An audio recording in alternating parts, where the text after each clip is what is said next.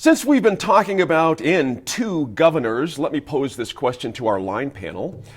Is the New Mexico True Tourism Campaign the signature achievement of the Susana Martinez administration? Serge, it's you first. It's certainly been successful. I'd love to hear your thoughts. Yeah, I mean, I'm a big fan. I like it. I declared myself to be New Mexico True a couple years ago, and I changed my phone number to a 505 area code, and that resonated with the folks around here. I really like it. I think it has been really successful to sort of highlight what makes this place unique and so special. I think that it's hard to know exactly what it means, I suppose, sometimes. But I think for me, like I said, with the knowledge that I have of New Mexico, it resonates with me. I like it a lot. Hey, Merritt, Serge makes an interesting point. I've heard a lot of folks adopt the New Mexico True statement. It means something to some people since 2012. Is this the right time to get rid of it? Absolutely not. I mean, it's part of common slang. Right. New Mexicans use it to make a reference to something that's only so New Mexico. You'd have to say "NM True." I saw a Facebook post. One of the candidates for the New Mexico Democratic State Party chair put a vanity plate on her truck that is True Blue. See? That's when you know what in PR world, when things start spreading on their own and start being adopted and used in other ways. The brand has gone viral, and it works. And I think if you're going to spend money to reignite tourism in New Mexico, opening more sites, being more reasonable about outdoor activities and restrictions, that's what needs to be done. Being more clear. Yesterday's announcement about green, yellow, red, that didn't help. We were told that wasn't going to happen. I'm going to pause while my dog shuts up. That's right, because I got a beautiful question for our senator. The reason this is on our radar is Governor Martinez's successor, Governor Lujan Grisham, of course, is going to give it a refresh. The stated goal is to modernize the logo, roll out some new stories. The first one, though, I have to say, landed with a bit of a thud, with quotes and clips from Georgia O'Keeffe like it being, quote, my land, end quote, and wanting to keep it to herself. The Artists Museum said those words, I'm going to read that in a bit, and it sent the wrong message. And a recurring guest on this program, Christina Castro of the Three Sisters Collective, blasted it to KRQE as, quote, romantic settler voyeurism. I'm curious, Senator, your thoughts on that. I think that you have to be extremely careful when you use quotes or writings or direct references to individuals. When you're featuring landscape or parks or events, like the balloon fiesta, that is somewhat more generic. Right. And I think you have to be careful that you're not putting the wrong message. We're not just New Mexico True. We're a very diverse state. And I say that, and I love the program. I thought that hits the nail on the head.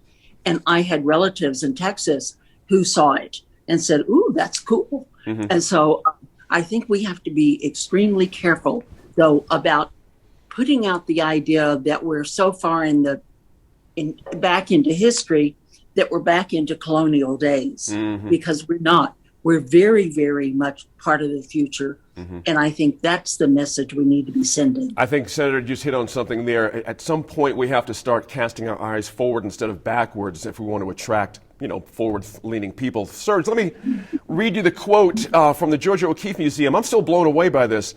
The Georgia O'Keeffe Museum does not support the use of Georgia O'Keeffe's quotes describing the New Mexico landscape as her country or claiming that was mine. While these quotes are from the artist, it is now clear that this is the language of possession, colonization, and erasure. Wow. Such language is offensive, insulting, and insensitive.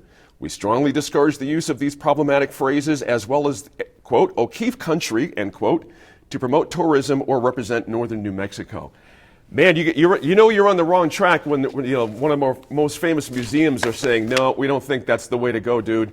Was this just a flat-out clunk here? Was just a PR miss? or can something come of this that could be a little bit better?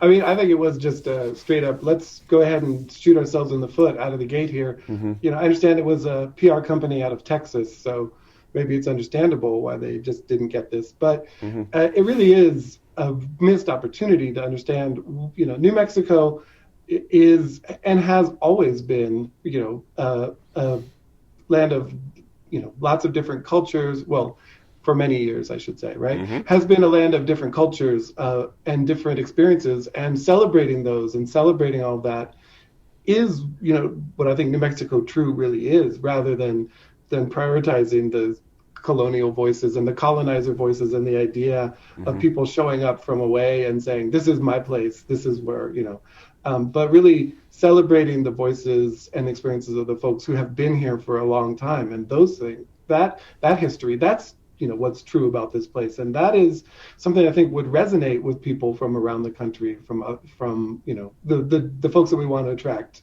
rather than some idea of, oh yeah, this is where a fancy artist showed up and declared this to be her place, right?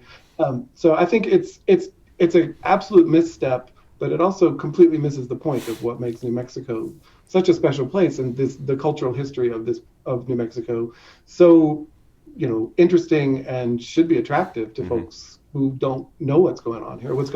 Good point there. I mentioned, by the way, Three Sisters Collective. I should, in fairness, their quote, one of their shorter quotes, it's 2021, this campaign is unacceptable. And Merritt, the changes include adding the Zia symbol in the Land of Enchantment phrase. Those seem to make enough sense. Certainly, we talk about that all the time. They're on our license plates, after all. I guess the question should be, did this even need a refresh? You know, was there some market push out there saying, we don't like this, we want to have something better? I mean, are we changing something that wasn't a failure, and why, if we are? As a PR person, nothing makes me more irritated than money being spent the wrong way. And a lot of that is because I do PR for government agencies. And so if you give me $1, I want to give you your best value for it. Or as I say, don't make me pound your money down a rat hole. We're pounding money down a rat hole. You know, if we want to invest money in tourism, this is not the place to do it. But coming out of the pandemic, I could see the urge to do something.